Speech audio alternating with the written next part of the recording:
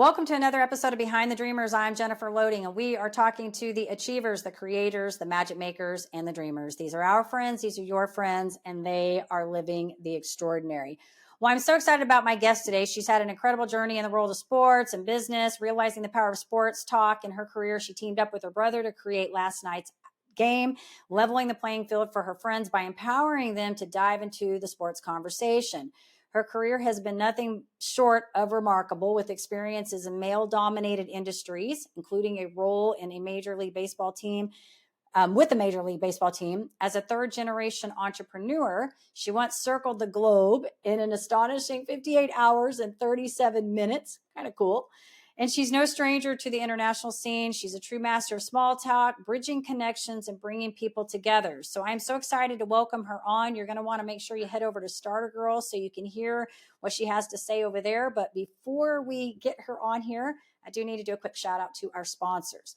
So today's episode is brought to you by Walt Mills Photography. If you are a creator needing post-production, consultation, or promotion, Walt is your guy. Whether short films, YouTube films, photography work, or a new headshot, he can help you find a solution to match your needs.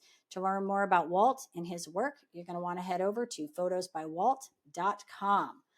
All right, so my guest today, Amy Siegfried, she is an entrepreneur. She's a TEDx speaker. She's a podcast host. She's also an adjunct professor. She's an investor, and she is a sports enthusiast. She wears many hats. I'm so excited to have her on today. So welcome to the show, Amy. We're so glad to have you here today. Thanks, Jennifer. I'm really excited to be here with you. It's going to be awesome. We also have so much to say on the intro of that Behind the Dreamers. It's like a mouthful. Sometimes my brain gets working too fast and the mouth doesn't want to keep up. But anyways, we're so glad to have you here today. Yep, you get it. So I want to open this up real quick. I want to talk a little bit about what you're doing. And so let's start there. Tell us a little bit about what you're doing so our audience knows where you're coming from. So my primary day job, besides taking care of my 5-year-old and making sure my house is still standing, is I'm the co-founder of a company called Last Night's Game. And we cover sports for those who don't know a lot about sports, but need to talk about them in social situations. And we're not here to turn you into an ESPN sideline reporter. We just want you to have that tool in your tool belt of success, especially when it comes to networking, communicating in the office, just really making those connections, whether you're in sales or whatever role you might be. It's just become this huge, I realized what an advantage I had knowing as much as I do about sports is how that really helped me in my career. And so we do that through a tri-weekly podcast as well as an email newsletter that goes out once a week. And we believe in short and sweet and fun. Like, no one learns if things are boring. That's why your podcast is fun, because it's not boring, right? People are engaged. And so we make it fun. We love talking about Taylor Swift and Travis Kelce, and we love talking about all the fun ways that pop culture and sports collide so that we can go ahead and enjoy in the conversation about sports, but not have to talk about statistics and use all the acronyms and all of those things. So that is hat number one. Hat number two, I am the vice chair and incoming board chair for Irish Angels, which is one of the largest angel investing groups in the country. We're based in Chicago. So I spent a lot of time doing that, looking at different businesses out there who are seeking fundraising. And so that's been a lot of fun. I also chair the DEI committee. So we really strive to bring in underrepresented communities businesses that are led by underrepresented communities. And it's just really cool. I think one of the best things about that is I call it Shark Tank for people from Notre Dame. And it's just so neat to see what people create. I know that's why we all watch Shark Tank, because we love to see what people create and where they came up with these ideas. And we get to do that in real life. And that's really a lot of fun. And then I'm an adjunct professor as well. So why not? Yeah, you got a lot going on. No, and I love it, and I think the thing, I want to back up to what you said about the sports thing, because funny enough, so when I don't know, like in the first year, I think I did Starter Girls, I had a sports agent come on my show, and he was working, I think, with some of the Cowboys players, because I'm here in Dallas. So he's working with some of the Cowboys players, and really young guy, smart. And so I brought another, a visiting co-host on, because I knew that sports talk was going to come up, and I don't know anything about sports. And so I brought this co-host on. It was so funny because guess what happened? My show, we got into a whole football conversation in the middle of the show, and all I could do was kind of go, Mm-hmm. Mm-hmm. So I am absolutely impressed that you can do this. And I do think you're so right, because when you're out networking, like if you have nothing to say, you could start a conversation with that a lot of times, right? Wait, what do you think about this team or whatever? If you're, if they're local to your town or whatever, you could start a conversation when you know something about sports. Absolutely. And it's not, it tends to not be controversial, right? There's so many things I feel like we can't talk about anymore. And not that you ever Yeah. started a conversation about religion or politics, but it's Right. just this great entry point to say, are you a baseball fan? The World Series is coming up. It doesn't have to be anything crazy. And what I really love about sports, and I tell people this all the time, it's this perfect conversation starter, but it's also a perfect way to dive into anything else, right? Travel ties perfectly into sports. Food ties into sports. There's all these different topics. Fashion, it all fits into the world of sports. And so I am a perfect example of this. I went on a meeting in New York. Oh gosh, it was right when we started last night's game. So probably 6 or 7 years ago. And the gentleman was a huge Red Sox fan and a Yankees fan, which doesn't really work together, but he was from Boston, lives in New York now. And decided he was going to go on and on at this happy hour about the 1972 Red Sox, which I knew absolutely nothing about. So you can imagine as my panic set in just a little bit. Right. And I said, "Oh, okay. Well, you're from Boston. I've been to Fenway. I went there for work one year. It's really cool. I sat on the Green Monster. But tell me about what it was like to grow up in Boston. Where do you like to go eat? What do you like to do? Did you road trip to New York a lot? Like, how'd you end up here?" So it's this great way to get this little nugget about this person and then be able to spin that into something you are truly curious about. And I mean, I know, Jennifer, you do that every day. You're on these podcasts. You're curious about people and what they're doing. Be curious about that person. And I mean, if someone wants to talk about stamp collecting, like, are there any famous, I don't know, sports people on stamps? What's the coolest stamp you've ever collected? Like, there's all these ways to dive in and out of conversation, and knowing that sports is this safe way to start.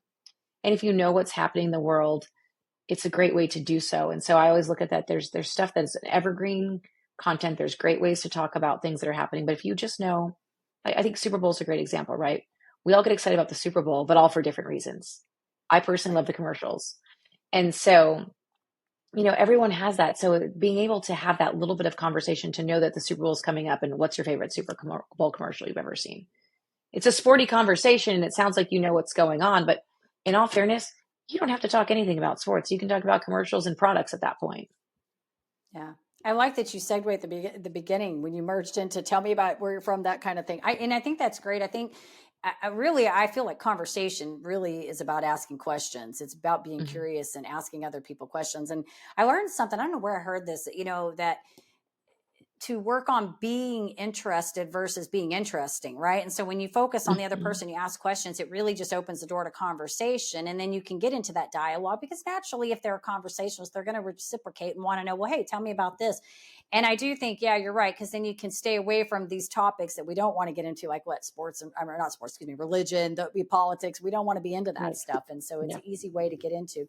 Oh, so you're from there. So tell me, what's it like living there? Like, what kind of food do you guys have? These are the questions I ask. Mm-hmm. I'm like, so what led you into stamp collecting? Like, what brought you to Mm-hmm. that?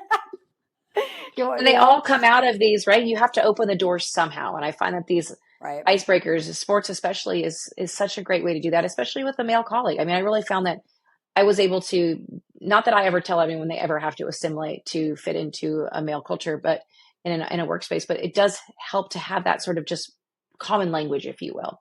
And I say that like it's leveling the playing field. It really does help. And I've realized how much that helped me. And it's kind of funny. I never realized it, right? I was always this is my friend Amy. She's the cool one. And I'm like, I don't know, but that's what they would always tell all their boyfriends, because it was one of those that we had that in common. We typically had that in common. And I do find that about 35 to 40% of our listeners, our readers are men, because they don't have either the interest or they don't have the time to keep up with what's happening at the high level of what's happening in the world of sports. And so I really enjoy that. We have one gentleman who reads every time. Before he makes sure to read like the 2 or 3 newsletters ahead, or listen to the episode ahead of going to the barber shop. because he said that's what everyone talks about at the barbershop. And he just has that little nugget that he can be able to drop in there. So he knows just enough to be able to talk about the world of sports. And then you don't have to carry on to about the 1972 Red Sox. I have no idea if they won a World Series. I don't know. I don't know anything about them. But therefore, I came out of that looking like roses because I somehow engaged in this conversation that started that way and finished that way. But in the middle, it was something that I drove. Yeah. This is good. I want to backpedal just a little bit to learn Go a for little it. bit about how you came to all of this, because you obviously you worked with the Major League Baseball team at one time, and you've been kind of in a male dominated area of work. And so was that kind of, did you seek those opportunities out, or did you just sort of, it kind of unfolded this way for you? Well, it's really funny that the way I started, I started working with the Arizona Diamondbacks. I was a junior in college at Arizona State. And like every junior in college, like, what do I want to be when I grow up? I wanted to be Katie Couric, but I realized there was one Katie Couric in the world, and so that probably wasn't going to be me. That's the really motivating go get him there Right. attitude that I had. So I changed to be a PR major, public relations instead of broadcasting. And I was at a meeting, PRSSA, which is the Public Relations Student Society of America. There's a professional version of that. And the PR guy from the Diamondbacks, Mike Swanson, came in with my well, soon to be boss, Karen Conway, and she came in and talked about what she did. And she did community relations for the team, and that meant running school programs for the players, doing different outreach programs, working with Make a Wish, working basically in the community as a representative of the team. I was like, it was sort of that like light bulb went off. I had no idea this was a job. And so she mentioned that they were hiring an intern. And I was like, okay, I'm going to put my name in it. I don't know. I went and talked to her and don't know where that gumption came from, but got up there, talked to her and said, I want to apply for your internship. So I did. It took a long time to go through the interview process, multiple interviews, and ended up getting the job. And I, of course, had to cut my spring break short because, that's what happens, and cut my spring break short and went to work for the team. And I worked my butt off for $5.25 an hour, and I loved every bit of it. I did whatever anybody would ask. You want me to push a dolly full of baseballs and heels? I'm in. What do you want me to do? And so I just kept working and working. And when the internship was over at the end of the season, they offered me a full-time job for when I graduated school. So I stayed on board and just worked my way up through the department. And when I left, I ran the foundation and the department itself. And I really loved what opportunities that provided me in my career to meet people. It opened a lot of doors. When you leave a really cool job like that, though, you do realize who your friends are, because there were always those people who would call just when some good team was coming into town or just when something big was happening. But so Yeah. that's a very humbling moment to realize that there are people who really just liked you for what you did, not who you are. And so that was really the whole genesis of my career. And then I launched into opening up markets for doing some work in Chicago. I started my own event planning business. My husband and I lived in Singapore, so I did marketing and advertising there. And we came back from Singapore to the US and started Last Night's Game because it was between Christmas and New Year's and no one was hiring. So we figured, why not give it a try? So It's there we awesome. have It's it. awesome. It's a great story.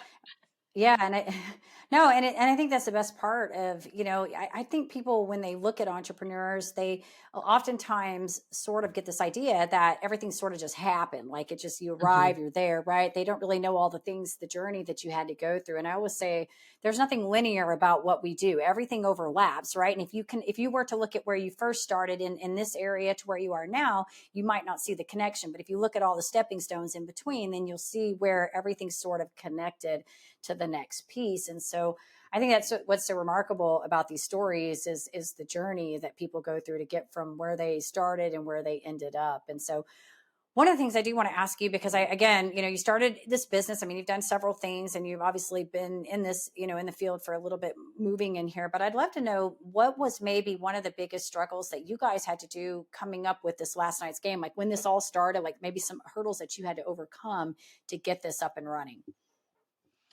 I would say that in the beginning, some of the biggest things was really defining who we had a big discussion about this, who our market's going to be. And as a marketing person, I know that the best way we can be successful is to pick our market and own it, right? Pick who we're going to be who we're going to be talking to and own that market. And that market for us is executive women ages 35 to 49. And that tends to be our sweet spot.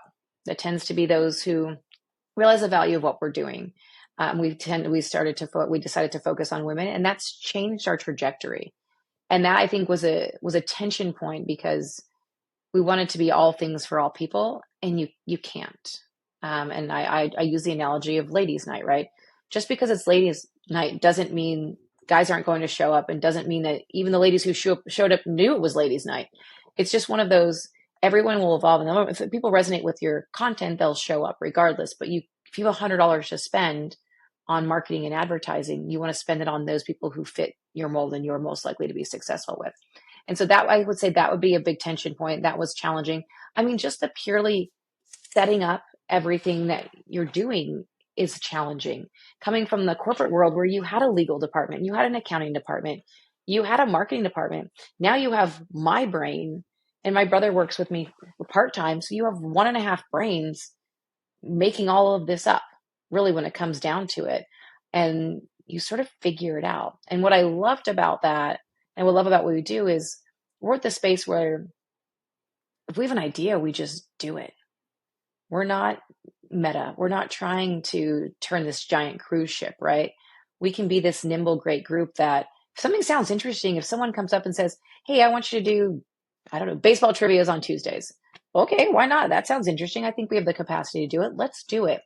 And so I do really love that perspective of it. But being a small team definitely has its challenges, especially when it comes to doing all the content. We pump out a lot of content, and doing things like social media on top of that, but then also having time to goal set and really sit and work on big long-term projects and different things like that. There's only so much time in the day and only so much brain power that you have. And so for me, I ended up hiring a coach, which was really important for me because it allowed me to soundboard off of someone, because I was truly sort of running into a brick wall with the capacity of what I knew and what I could do. And so it's really been fascinating to have that just additional perspective and an outside perspective, which was really important for me.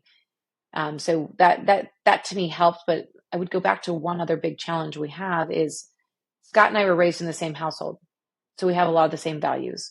We think the same way. Yes, we live in 2 different places, and yes, we're a boy and a girl, and we're different ages, and we have sort of different lifestyles, but we have a lot of the same values. So some of our challenges are what we think is interesting or what we feel is valuable, which is what's a moral or something that we do, a high road we take. That's for us, and that's what we do. But it's really interesting because we don't necessarily represent everyone, right? And so we do think very much the same on a lot of things. And so that has been nice to have some outside perspective. And we've had ambassadors that we've relied on for outside perspective, because we don't know it all. And us realizing that we don't know it all was one of the biggest things we've come up with.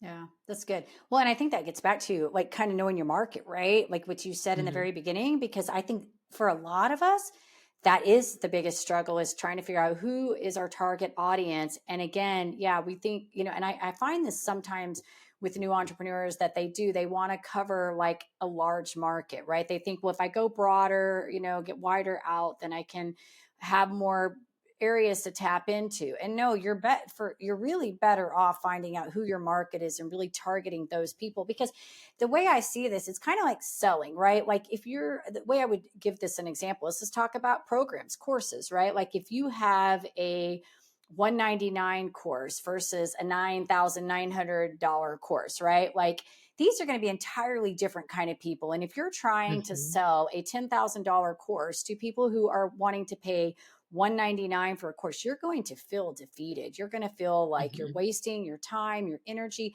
You're not even going to probably realize it. You shouldn't be marketing to them. You're just going to feel like you're not going to make this, right? And so I think you're right. You hit the nail on the head when you said finding your market, because I think that's hard for a lot of people to figure out. And I really think once you get that, then yes, it makes it easier. But also, to your point, it allows you then to also understand what it is they want and they need, too, so that you can sort of tailor your stuff to fit them as well, and not be so blinded that this is what works for me. It's like social media, right? Like I laugh at this all the time because I'll make a post about something and I love this post, right? And I put it out and I'm like, nobody likes it.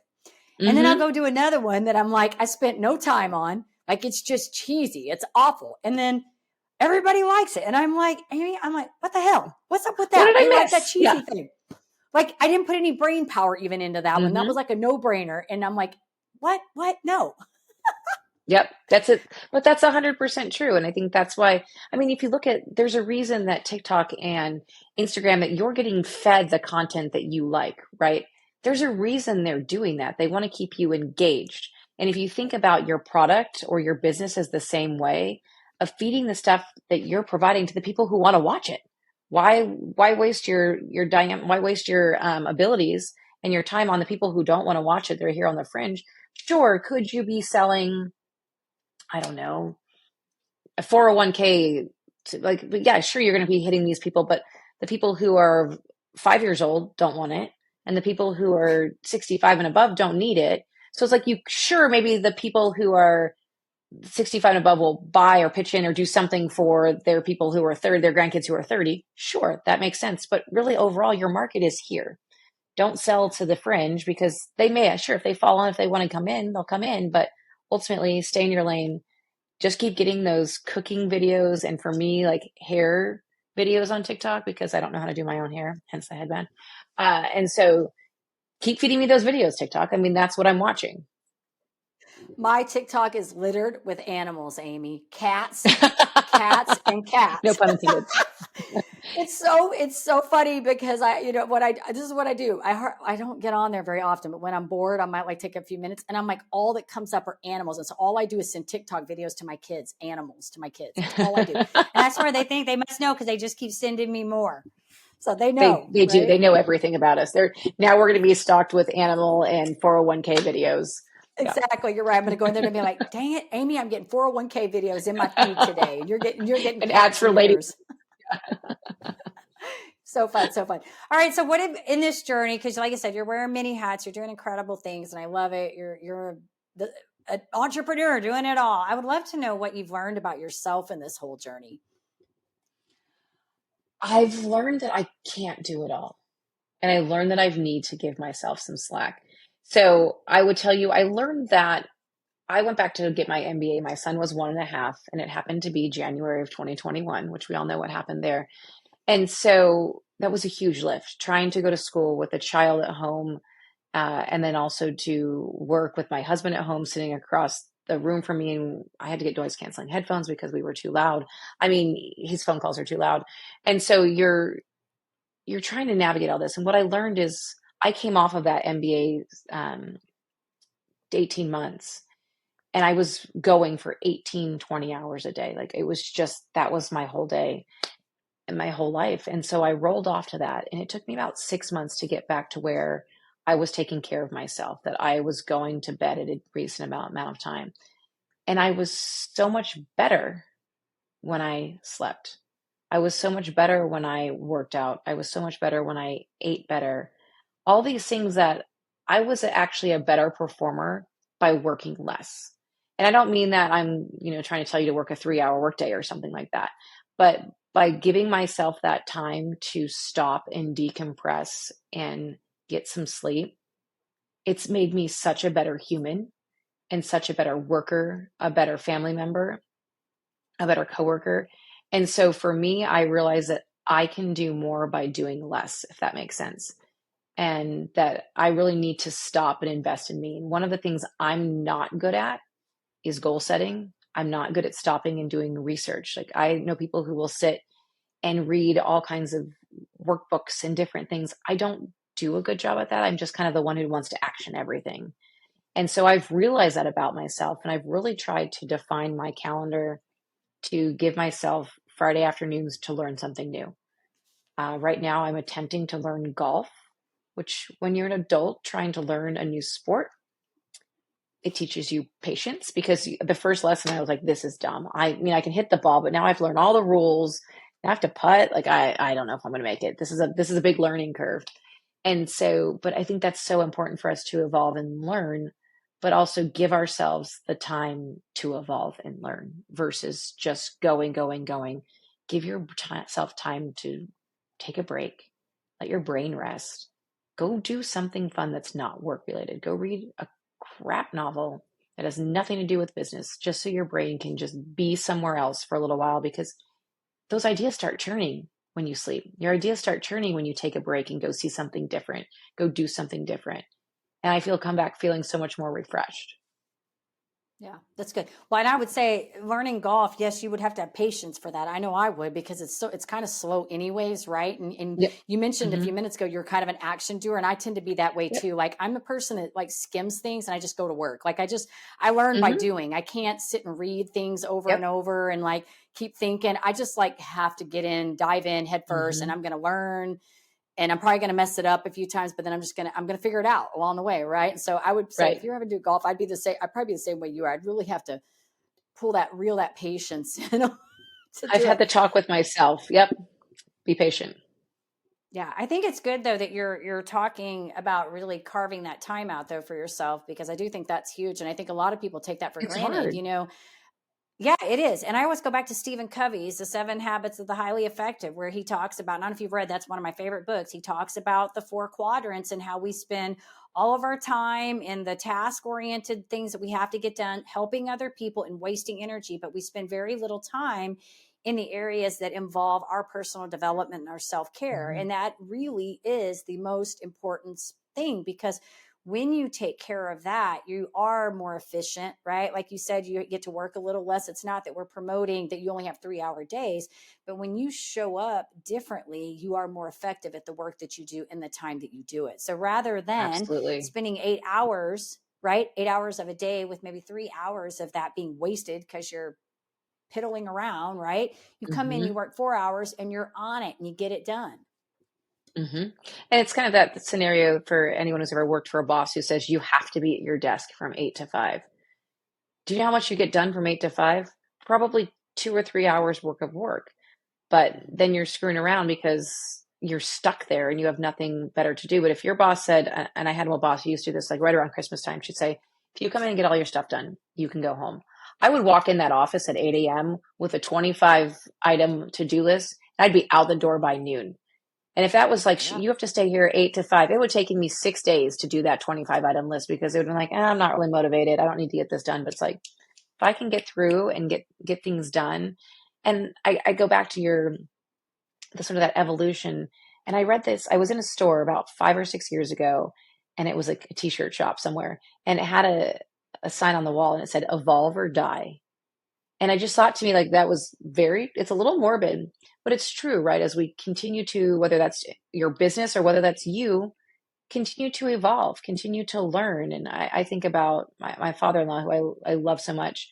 I love watching his brain. He asks so many questions. He'll be 75 in December, and he's a businessman by trade, but he's always evolving. He's always asking questions. He's always learning. He's always coming to me and saying, like, what does this mean? Well, I want to know what this is. Show me what TikTok is. He wants to know what these things are. He may not get on TikTok and may not get on Twitter, but he wants to understand it. He wants to know what it is so he can have that conversation.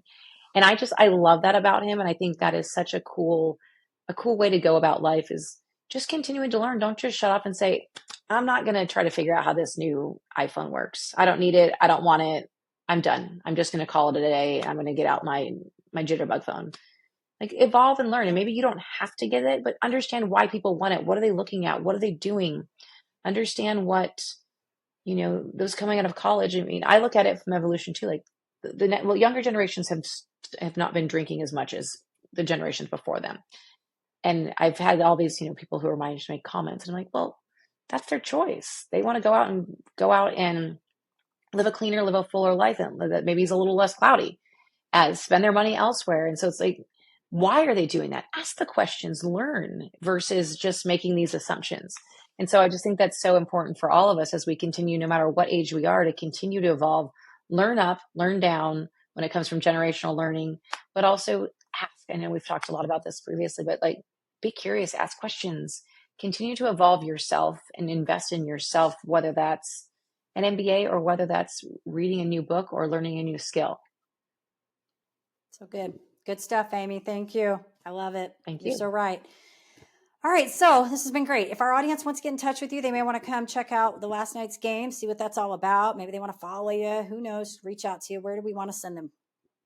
So we're at lastnightsgame.com, and we're on just about every social media platform you can think of at Last Night's Game. And I am the one who does all the Instagram. You will see me on there. So if you ever need anything, DM me. I'd be happy to chat with you. Awesome. This has been so much fun. I think you and I could talk Thank for a you. long time. You're a I great think so too. person to have on the other end. It's always fun when I have somebody on the other side. I feel like I know you. We've only talked a few times, but I feel like I know you well. We feel like just keep going on this conversation. But I know how this Absolutely. is. We all got lives to live and things to tend to, and so do our listeners. And so with that, I do want to say, if you enjoy our show, to our listeners, of course, check us out over on Apple. Give us a review over there. You can hit that subscribe button on the YouTube. And I'm going to leave you with a final parting thought. In order to live the extraordinary, you must start, and every start begins with a decision. You guys take care, be safe, be kind to one another, and we will see you next time.